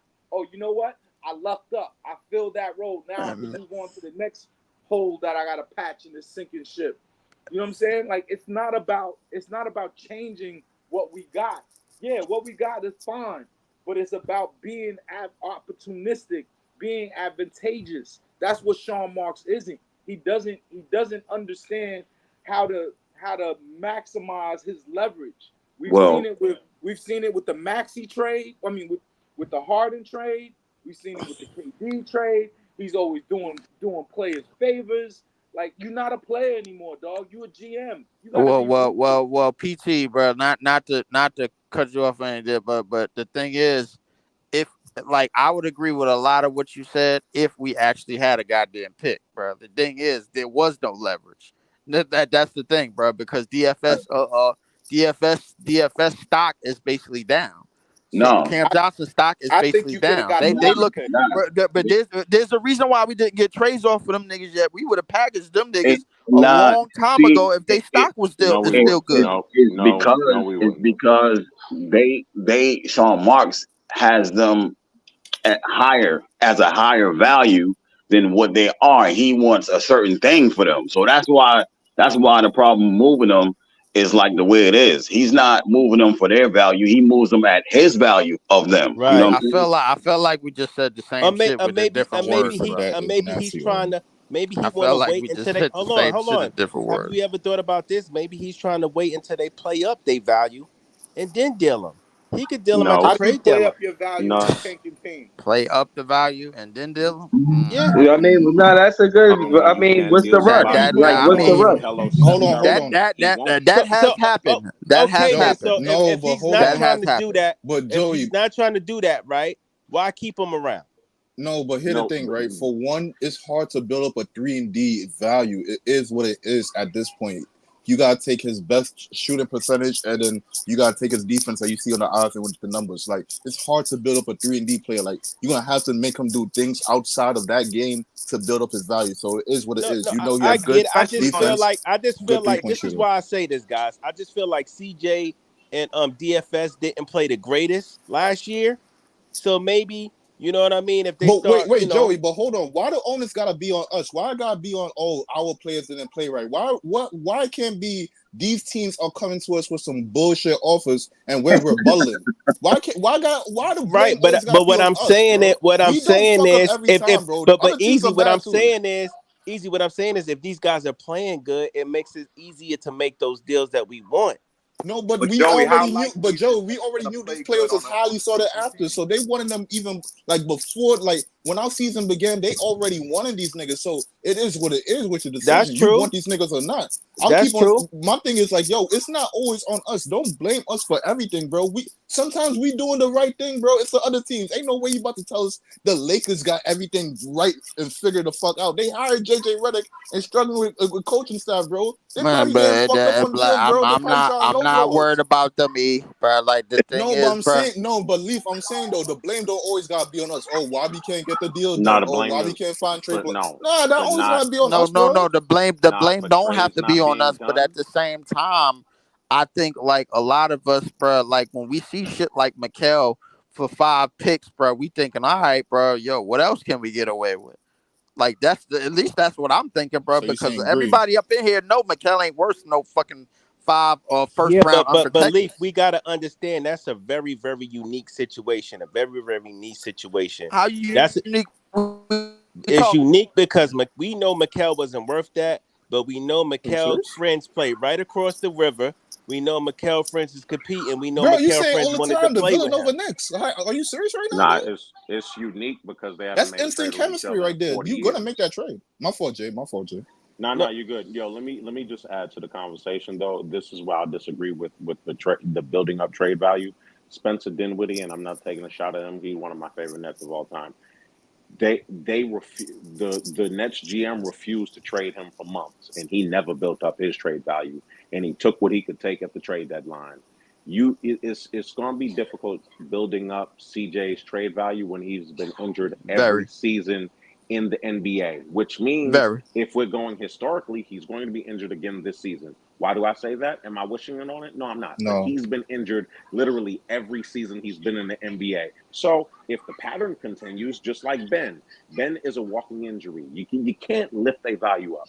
And the person who said there were something like there were no trades to get into this draft, that's not true. This Nets general manager doesn't make trades like that, and people got to stop holding water for him. We've not picked in 2 of the last 3 drafts. There's always opportunities to get in a draft. You just got to be willing to make that deal. The Lakers were willing to give away the number 17 pick last season. We just didn't want to get in and get Cam Whitmore. It's just the choice that we made. We didn't want to get in and get Jalen Hood Shapiro. It's the choice that we made. It's just like in this draft, when Tokic was picked at 12, when Philly got the kid that paints his nails from Duke, when Isaiah Jared Collier, McCain.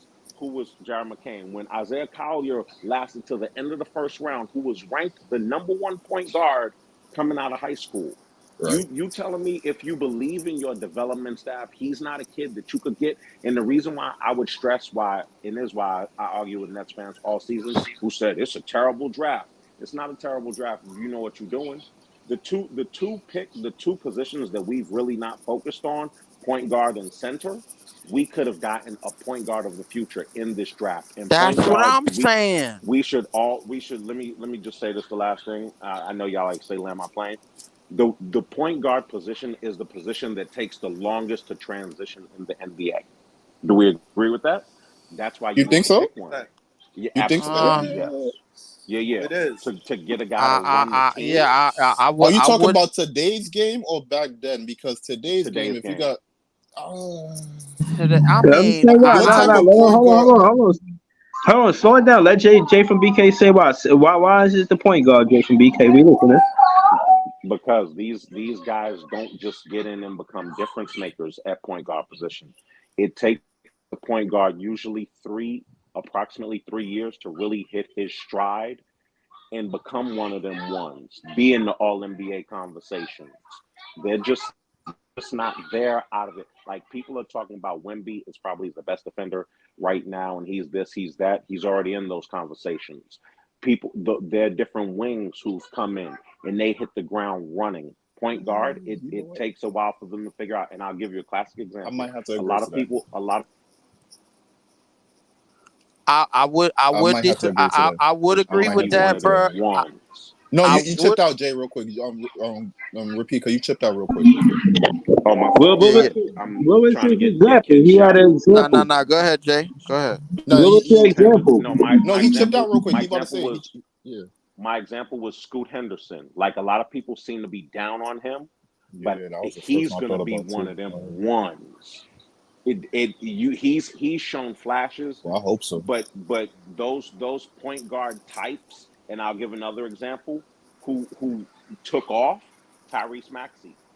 He was eyed in Philly, but it took him about 3 years in to really make a serious leap.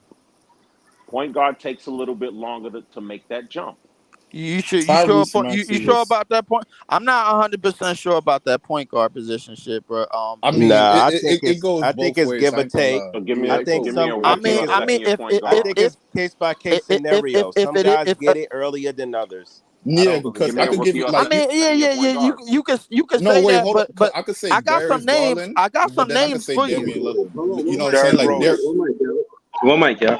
So, like, real quick, Leaf, and I'll let you get to the name, but like, just to throw out two quick names, like one name that took a little bit of a time to like really get into his groove, like two names, Darius Garland and Trae Young. They first year, Trae Young like first beginning half of his season, but like Trae Young in the second year was averaging 28.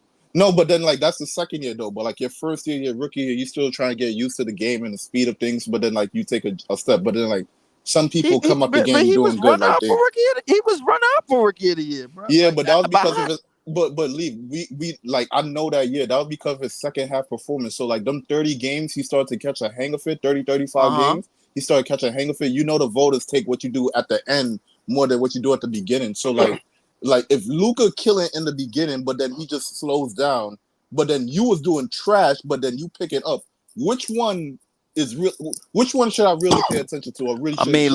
Just to let you know, Luka was doing 22, 6 and 6 out of the gate. Bro. I'm gonna name a couple of guards that I think came into the league blazing. I think Trae Young did it. I think Doncic did it. I think Morant did it. Ja Morant did it. Dame did it.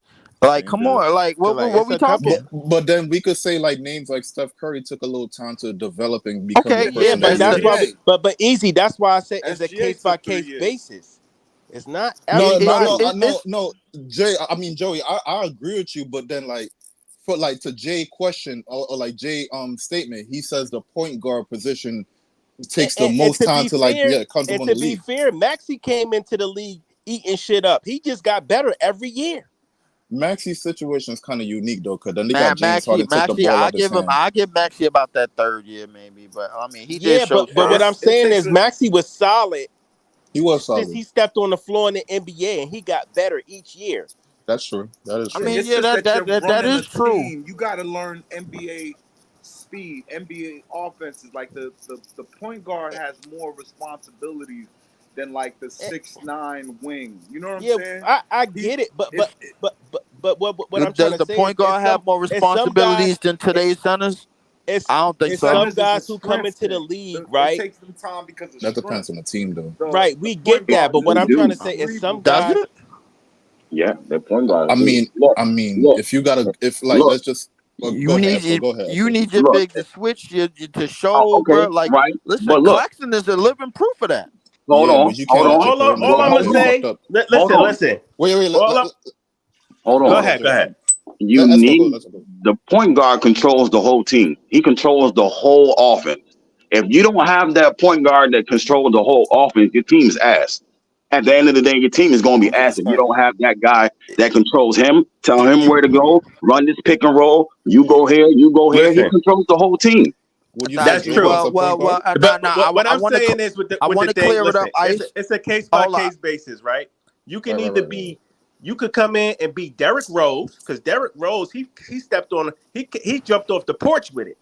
Yeah, it's it didn't take him no his time. game is athletic. His game is right, all but so is fast Scoot and Henderson. John Morant stepped off the porch with it as well. Yeah, so my thing is sometimes it takes a guy a little while, like maybe like a Scoot. Sometimes a guy jumps right off the porch. Stepped off the porch with it right away as well. Most of the Dame guys that we stepped off the named, porch with it right away as well. I mean, but exactly.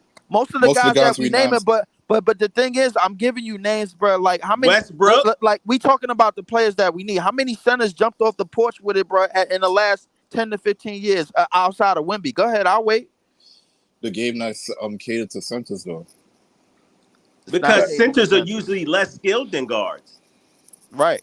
I mean, but at the same time, bro, like if we looking at the center position now everybody gonna try to copycat Wemby and then try to figure out, all right, yo, let's let these niggas figure it out whether they're gonna play 4 or 5, if they big enough to play 5 or if they skilled enough to play 4, whatever the case may be. My thing is that high level playmaking, bro, in this league is hard to come by, and I think Nikola Topic had that right off the rip.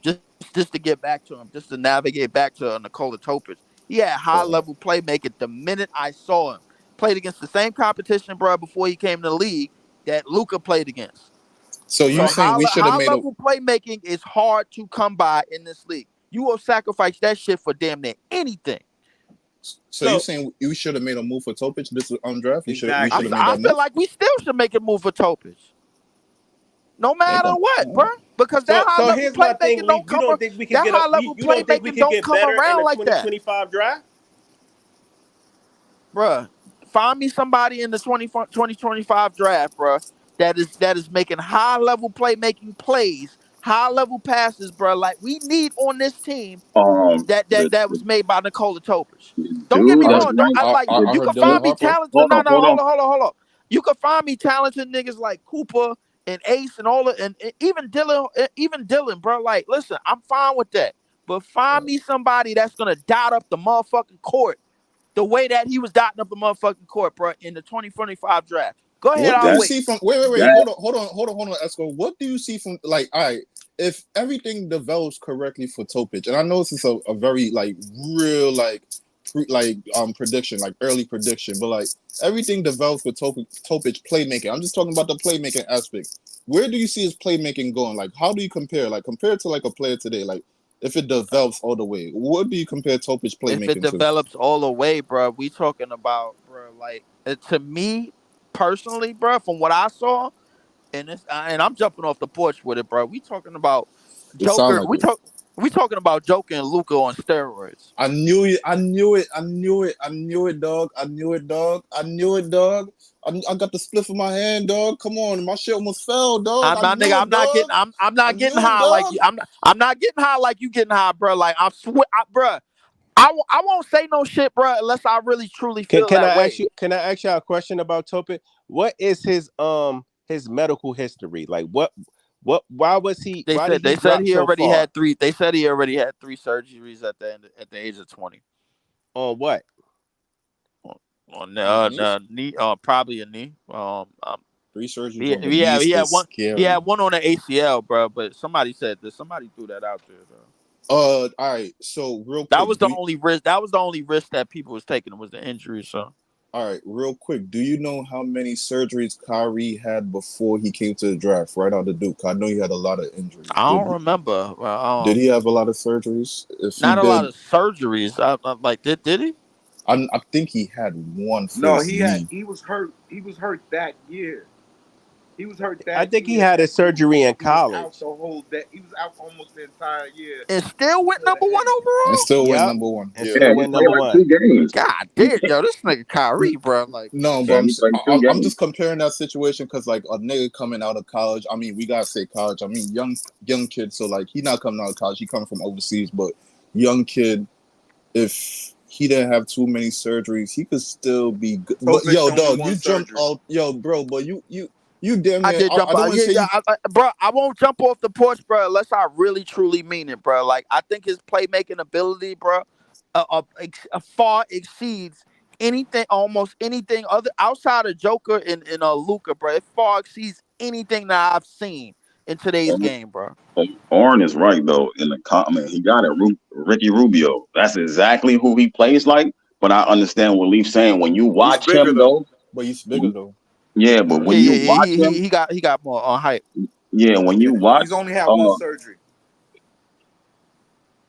yeah. Now When you go ahead, watch Oscar. Topic, when you watch Topic on film, it looks like I was gonna say Ben Simmons and Luka.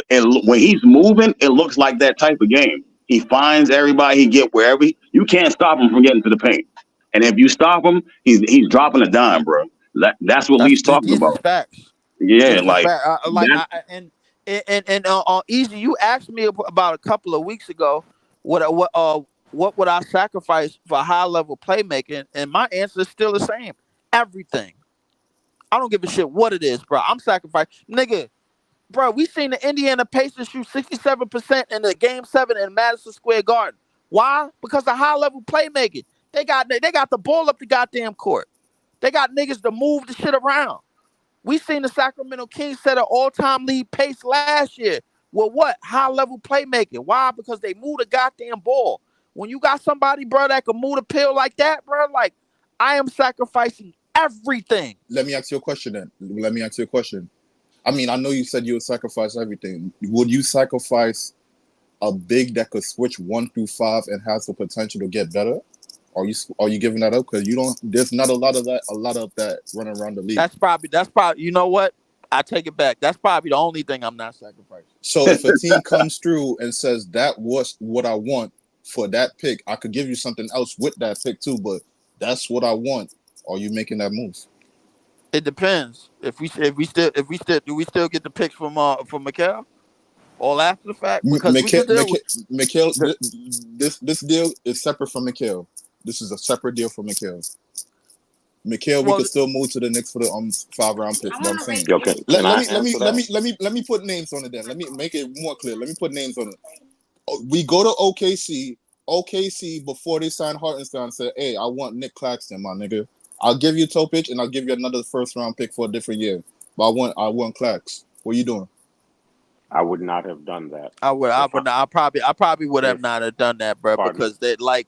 I'll probably give you some players to make the contract match, and then we do like a sign and trade that you got to sign them. I'm gonna answer the question. I put it to you this way: if they was willing to jump over the fence that much for Hartenstein, and then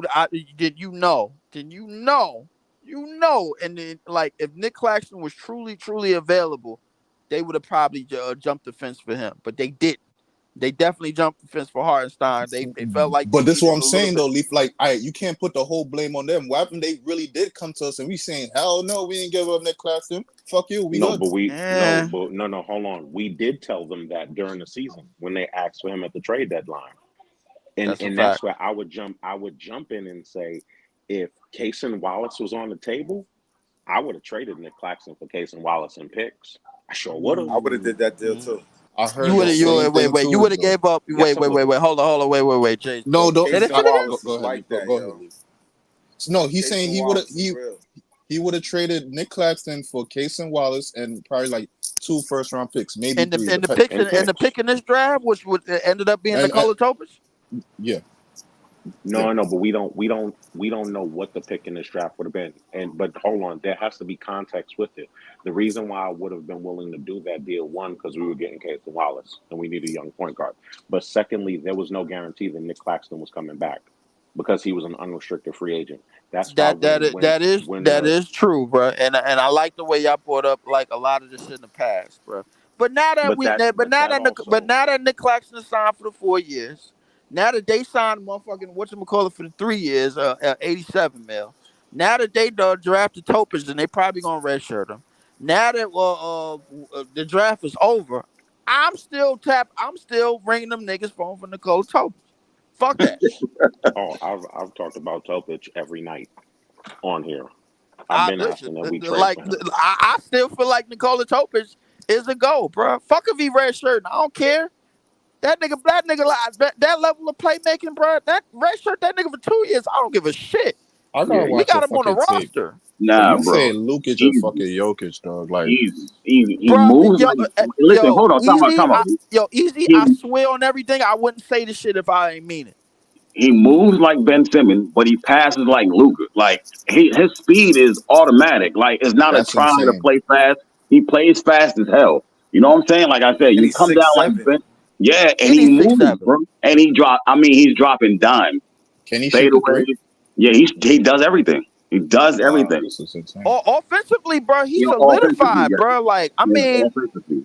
So you you. saying OKC caught the steal of the draft? Then, if that's the case, then I'm saying OKC caught the red shirt of Washington. the draft because he ain't playing this year, bro. The best player. but that ain't because they redshirted the nigga. That because he's fucking made a crazy move and cracked his ACL. But the thing is, OKC already got their team. That's the thing about it. They not realistically, they not gonna really have a spot for him. They just Hell yeah, they redshirt would have them. found a spot for him. Hell yeah, I mean, they found a spot for Aaron Wiggins, bro. They would have found a spot for this no. nigga. The reason why they Nah, not is because SGA playing like 30. I'm gonna tell you easy. I'm gonna tell you the reason why they not because they already hit on too many draft picks already, and they peaked at a number 1 seed just this past year. So the thing is, they picked him to redshirt him, bro, just to see how he's realistically how he's gonna heal. They don't really give a shit how he's realistically gonna play. They gonna see how he realistically gonna heal. They got their team already. Trust me. You don't go out and go get Hartenstein for 3 years, 87 mil, bro, and then take a nigga and then redshirt him, bro. Like that's just Sam Presti just doing Sam Presti shit because he know how to draft. But if It you is saying you what got a it is. nigga like that on your team, bro, that means you saying you have a way better Josh Giddey. The reason why you got rid of Josh Giddey because he couldn't fucking attack the basket like that. His playmaking dwindled when it came down to it, and he could not for anything hit the fucking three. Right. Everything you just told me about this nigga, y'all basically said he does everything better. That's a better Josh Giddey, so he could just seamlessly flow into this team. I don't see them but just they not like you said. The thing is, Hartenstein is starting at center. the thing is, Wait. Let Python go real quick. Let Python go. Yeah, nah, it's gonna be the team gonna be different this year. Chet is not playing the 5; he's playing the 4, and Hartenstein is gonna start at the 5. Then that allows 3, 2, and 1. Like Who going on the bench? It's not gonna be a situation where they have Giddey and I don't know. I think Caruso probably going on the bench. Caruso that he comes off the bench, but even if he starts, it'll be SGA, Caruso, and like. Well, I think Caruso is better than Dort, bro. So I mean, they should start Caruso. They could get Topic, yo. They could get. Well, yeah, we could get Topic, bro. Like, come on, bro. Like, realistically, That's for DFS. For DFS, what nigga? That's an expiring deal. They would have been did that deal though. It don't. You got Go to ring stop them niggas saying phone they. again. No, but you have to stop saying they would have. Other teams keep offering the Nets. The man does not want to trade some of these people. Nets fans got to understand that. Like, no disrespect. That's what it is. I love Dodo, but when it was reported by multiple people that they were offered 2 first-round picks for Dodo, and he said no, that told me right then he didn't want to trade the man because we were not contenders. Facts. And that's what I said. Logic, though? What's his logic? He overvalues, and then he wants the other team to overvalue too. You know what I'm saying? That's what I said. What he said about Cam and Doran. He valued them so high that when you offer 2 first-round picks, you're like, nah, dog, give me 4. You know what I'm saying? Then you can have them. Right. You know what I mean? That's probably exact. You know what? That sounds exactly like what exactly happened, Ice, bro. Because the thing is, I can see Sean Marks doing that shit because how the hell the Mikal deal got done for 5, bro? Like because if they offered him 2, my nigga, he probably seeing how much he probably testing the limits and then testing the waters a little bit more. You know what? Let me see how far I can push this shit. But there was a New York tax on there though. Like we can't do that East River trade. You got to pay more. No, we can't say that because throughout the season, we've been hearing about multiple reports about multiple teams wanting to offer multiple picks, more than 3 first-round picks for Mikal. So just getting 5, the number sounds crazy for this guy. But if you remember the reports, they were already on the table for 3 already. Like they came to the table with 3. If you can negotiate Memphis right here, you can pull out 5 or 6. Pause. Memphis out offered 4 off rip. So if I could negotiate, I could probably pull out one more pick out that situation. Pause. But maybe even 2 if we did a deal with Memphis. But you gotta like we gotta keep everybody value fair. All because we call these niggas twins doesn't mean they're the same nigga.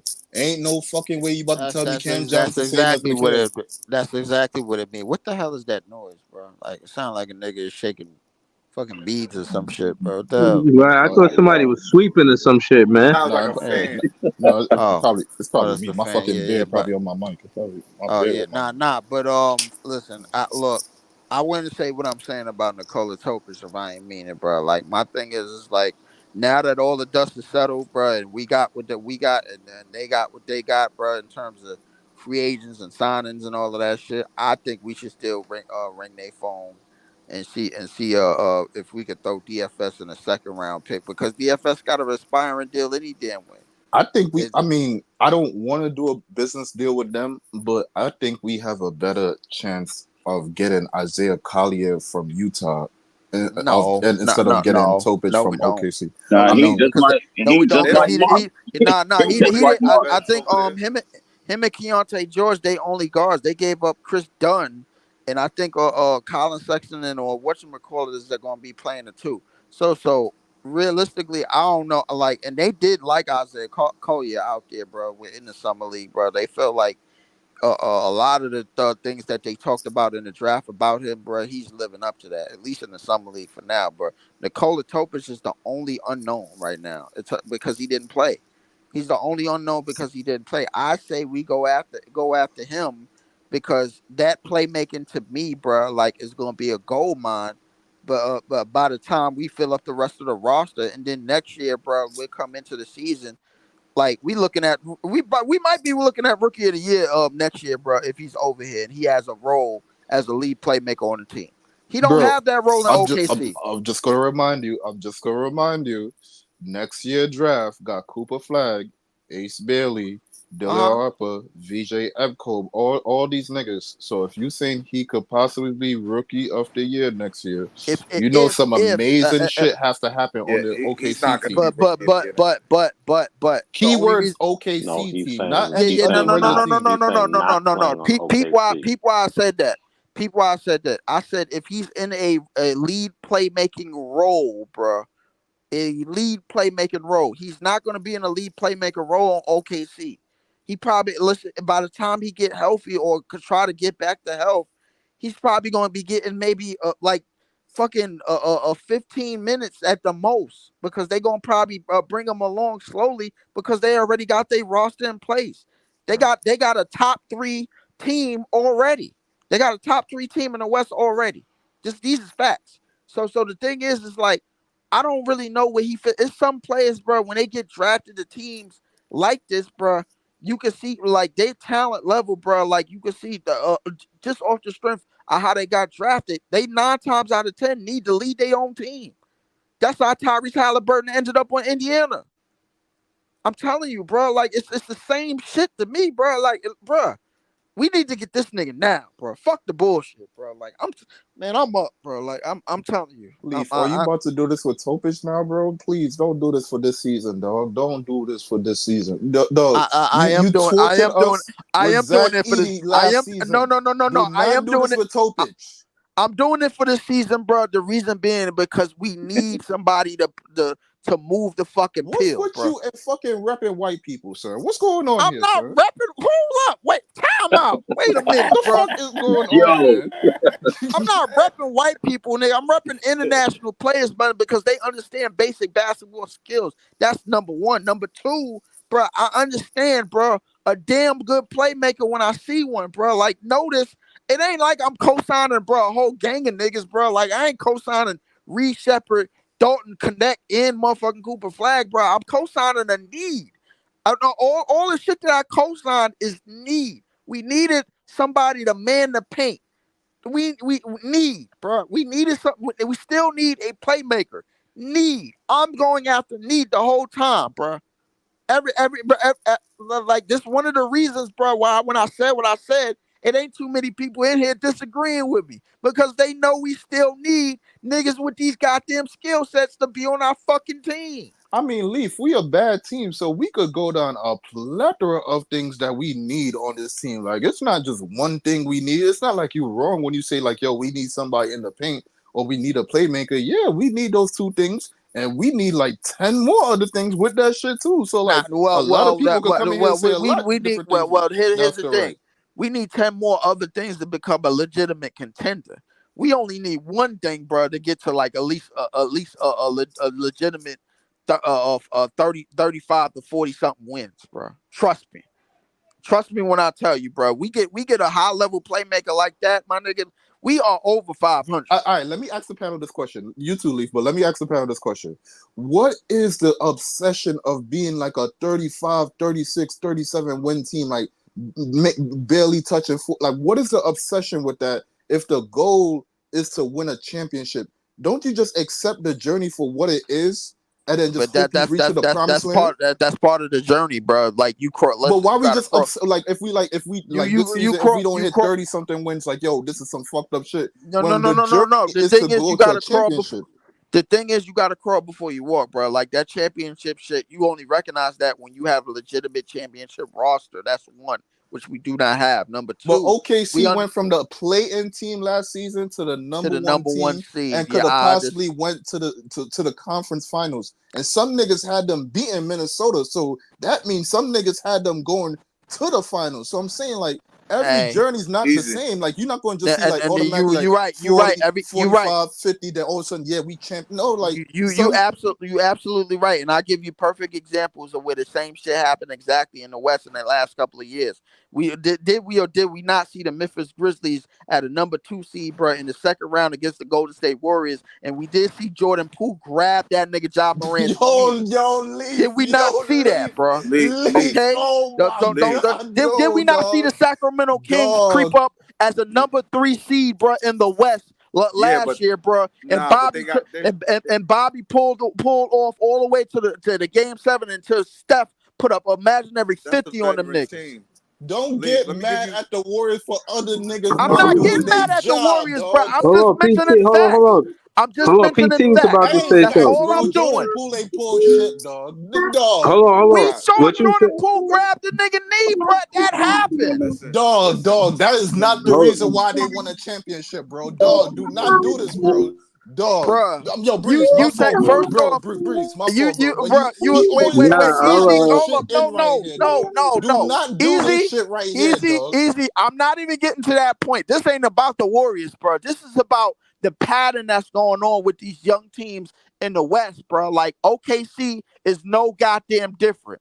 I'm telling you for a reason. We saw Memphis peak at a top 2 seed in the West. We saw the Sacramento Kings last year peak at a top 3 seed in the West. We saw OKC peak at a number 1 seed in the West. The difference between all of those teams is that SGA is a top 5 player.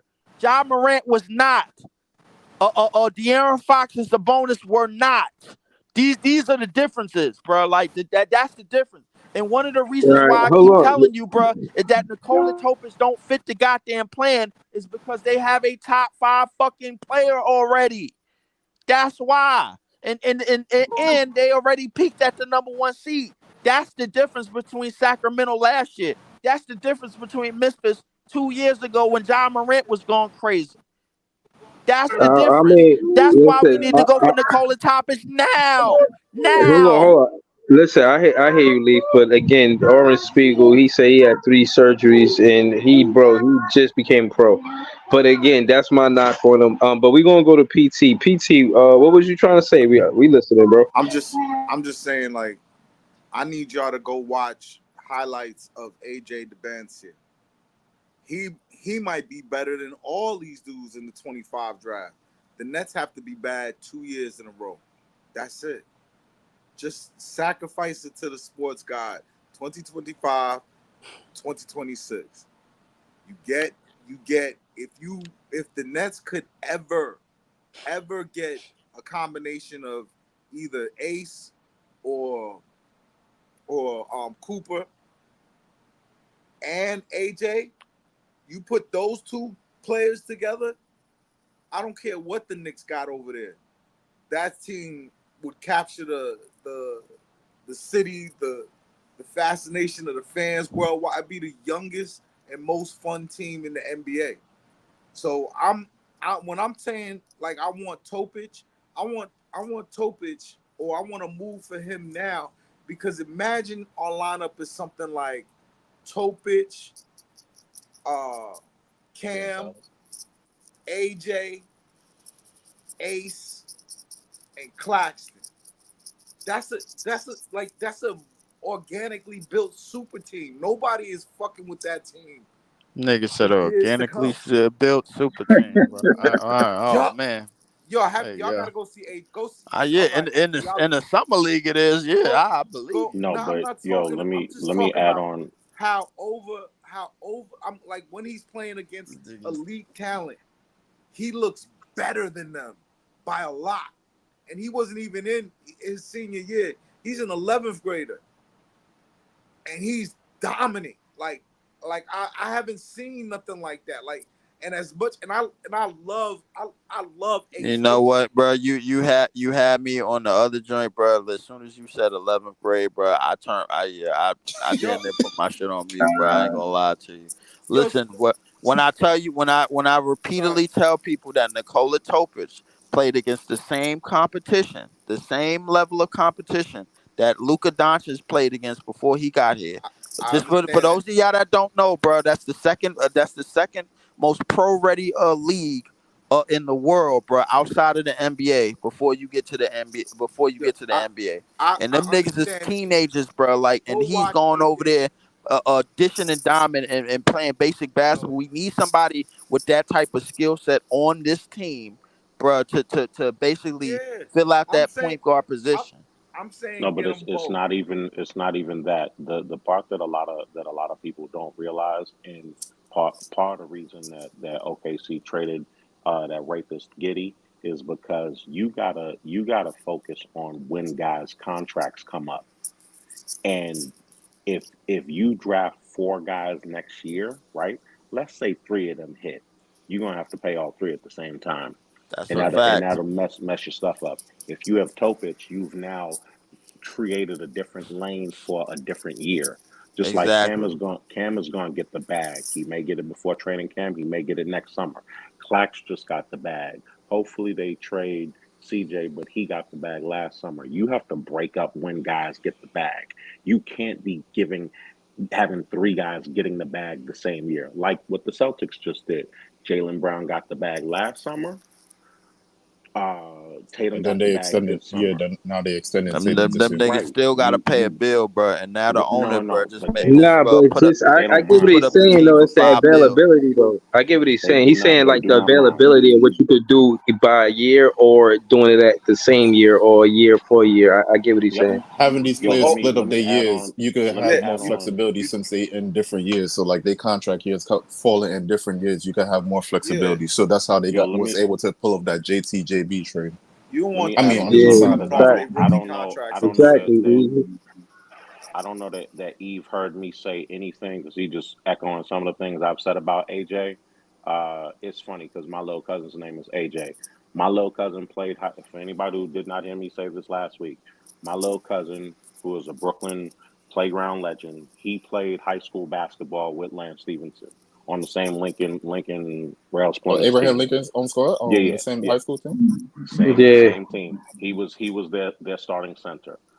And my little cousin bust Christian Wood ass on ESPN. He led the NCAA in offensive rebounds, so he was a big man who had talent, right? He played with Lance Stevenson, and Lance, anybody that knows Lance out of Brooklyn, was one of the greatest high school basketball players ever.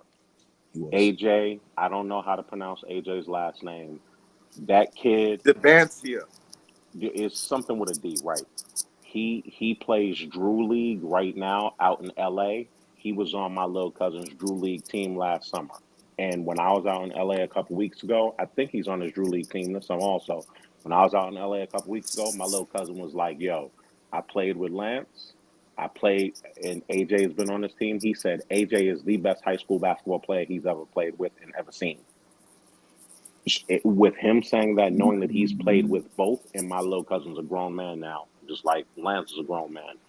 knowing that he's played with both, and he said there's nothing AJ cannot do on the court.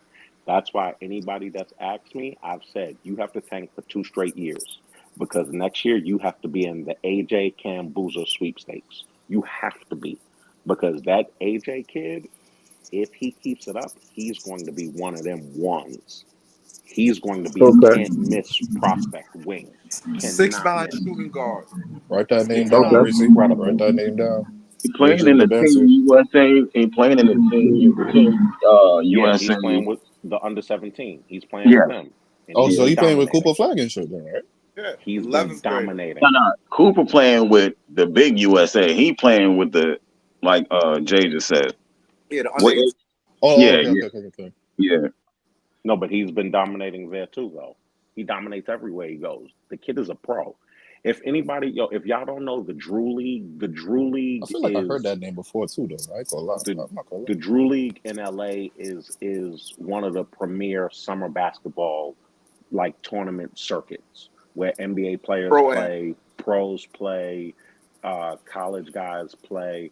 It's straight adults in there hooping, and he's been there dominating against adults and pros.